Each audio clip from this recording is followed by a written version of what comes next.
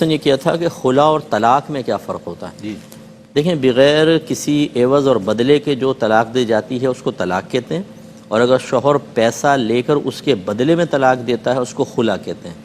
وہ پیسہ جو ہے بعض اوقات مہر ہی ہوتا ہے کہ شوہر دے چکا ہوتا ہے، بولتا ہے مہر واپس کر دو میں طلاق دیتا ہوں، یا مہر نہیں دیا ابھی تو دلہن والے کہتے ہیں لڑکی والے ہم مہر معاف کر دیتے ہیں تو ہمیں طلاق دے دو، یا اضافی پیسے وہ مانگتا ہے. بہرحال جو پیسے کے بدلے میں ہے وہ خلا، اور بغیر پیسے کے وہ طلاق ہوتی ہے.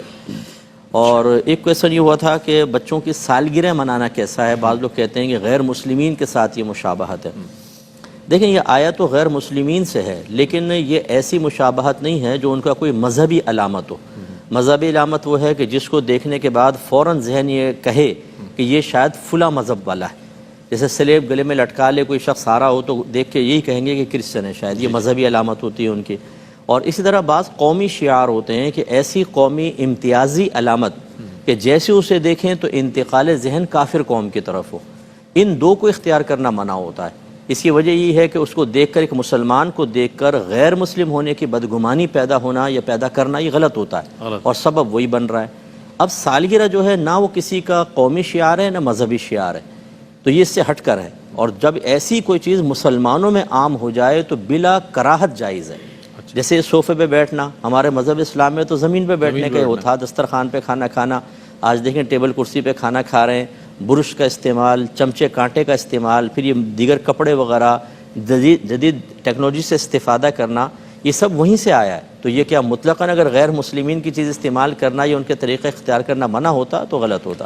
اچھا استاد، سالگرہ منانے پر تو آپ نے فرمایا کیک کے کاٹنے پر زیادہ وہ ہوتا ہے کہ بھائی کیک نہ کاٹیں، یہ غیر مذہب غیر مسلموں کا شیوا ہے، کیا فرمائیں گے؟ مطلب یہ ایک بھولا پن ہے. پوری تقریب ہی وہ ان کی طرف سے آئی ہے، نہ کہ کیک کاٹنا.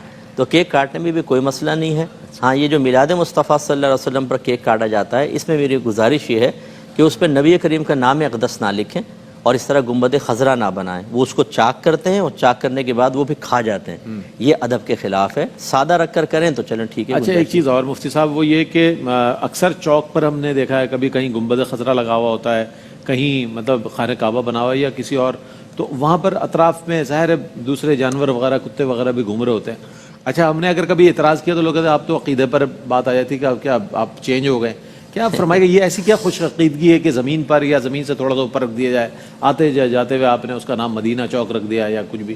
کیا آپ کہیے گا؟ دیکھیں ہمارے ہاں اصل میں یہ جب چیزیں عوام کے پاس چلی جاتی ہیں نا، اور عوام اور علماء میں ہدایت اور رہنمائی کا تعلق کم از کم تھوڑے عرصے کے لیے ہی منقطع ہو جائے تو پھر عوام جو چاہے کرے، وہ پھر نہیں باز آتی. تو یہ اس طرح وہ تو جیسے آپ کہہ رہے ہیں زمین کے اوپر اب اندازہ کریں، روڈ کے کنارے، اور اس میں پھر مردوں عورتوں کا اختلاط، اس چیزیں اس طرح نہ کیا جائے. توغرہ بنانا یا اس کی شبیہ کسی کی بنانا یہ منع نہیں ہوتی، لیکن اس انداز سے زمین پہ رکھنا اور اس انداز سے کہ ہر مطلب یہ کہ گرد اڑ رہی ہے، کتے بلی آ رہے جا رہے ہیں، یہ چلیں اگر آپ نے حفاظت بھی کی ہے پھر بھی وہ اس کا ایک وہ اہمیت نگاہوں کے اندر ایک اہمیت کم ہو رہی ہے، تو ایسی چیزیں نہ کی جائیں، مناسب نہیں ہوتا. جی یہ ایک تو انہوں نے پوچھا کہ وہ انڈے پہ بیٹ لگی ہوتی ہے.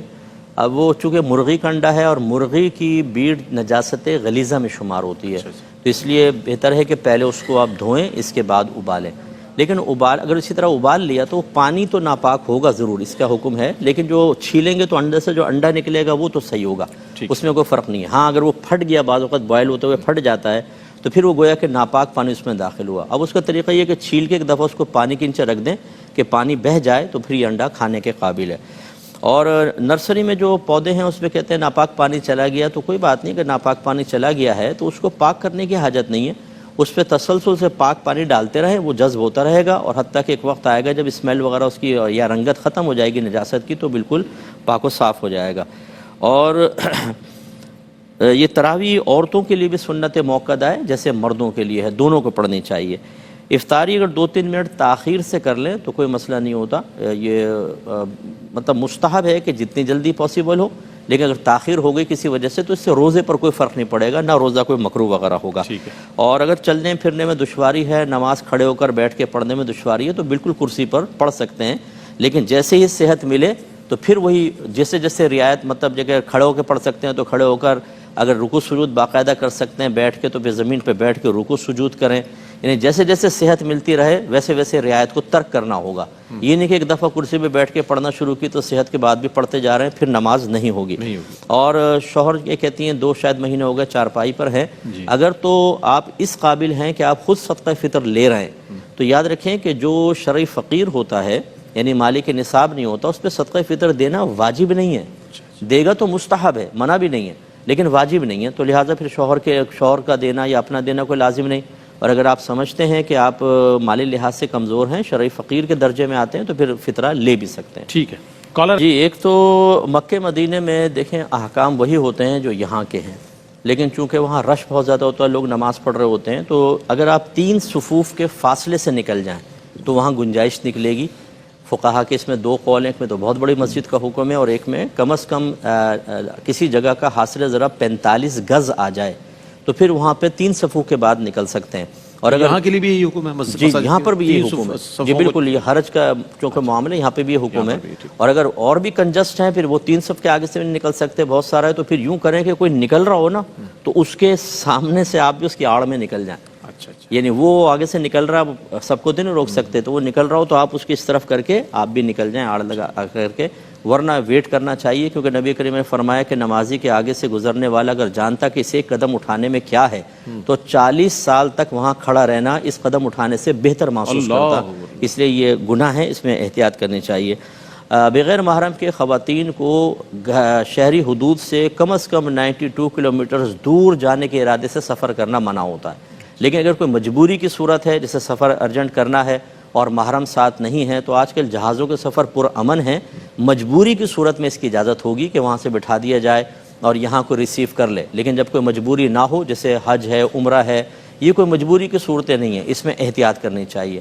ایسی ویسے گھومنے پھرنے جا رہے ہیں اور عرس میں نکل جائے عورت, تو نبی کریم کا فرمان بہت سخت ہے کہ جو عورت اللہ تعالیٰ اور اخروی دن پر ایمان رکھتی ہو وہ بغیر محرم کے یا بغیر شوہر کے 3 دن کی مسافت سے زیادہ سفر نہ کرے. اب اتنا جب سخت سرکار الفاظ بیان فرما رہے ہیں تو اس میں بہنوں کو احتیاط ہی کرنی چاہیے. نماز کے بعد آیت الکرسی پڑھتے ہوئے سر پہ ہاتھ رکھنے کی کوئی حاجت نہیں ہے, وہ مخصوص دعا ہے سرکار کی, وہ اس میں تو ہے, لیکن آیت الکرسی آپ بغیر ہاتھ رکھے بھی پڑھ سکتے ہیں. اور سوشل میڈیا پہ اگر ہماری سسٹرز کسی کوئی جیسے کھانے کی ریسیپیز وغیرہ ڈالتی ہیں تو کوشش کریں کہ اپنی آواز اس میں نہ ڈالیں بلکہ ڈب کر لیں. آج کل ایسے سافٹ ویئرز آ رہے ہیں کہ آواز ڈب ہو جاتی ہے, وہ ڈالیں. اور اپنے ہاتھوں کو حتی الامکان بچائیں کہ ہاتھ نظر نہ آئیں, کیونکہ عورت کی آواز میں بعض ایسی ملائمت ہوتی ہے بعضوں کی, اور آپ کو پتہ ہے شیطانیت ہر جگہ ہے کہ وہ آواز سن کر ہی خامخواہ آدمی کا دل مائل ہوتا ہے. اور اگر ہاتھ خوبصورت سے ہیں اور نیل پالش پہ لگا دی تو پھر اس میں بد نگاہی کے اندیشے ہوتے ہیں. اس لیے جتنی احتیاط کر لیں ہماری بہنیں بہتر ہے.